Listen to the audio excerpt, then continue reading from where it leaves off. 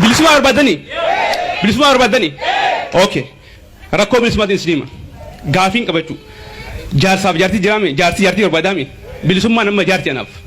okay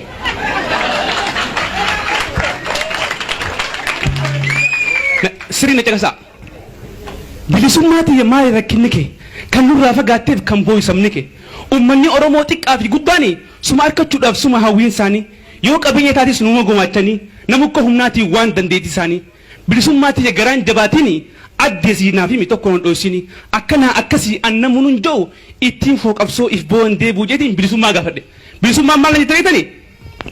yaa barbaadaa kiyya dhageessiifin himaa waan hin sirraa dhoosu an waan qabu huma an tarkaanfii takka sirraa fagoon jiru na dararan malee an naman dararu ana duraa kaasaa qooyidhaa fi gufuu qulqullaa'uu qaba karaan irra dhufu hallayadhaas cufaatan afaan banatte qabsaawaa keetii kumaatama nyaatte osoo natti as deemuu jidduu tana kufee hin quuftu seeneti kan hin beenaafe waa laaftuudhaa miti dubbiin daba hafte dhageessiifin himaa eegana gaafatte aangoodhaaf booluun kutaa wal qooduun gandaa fi amantiin firaa wal barbaaduun kan nagaadaleeni kan addaan nu dahe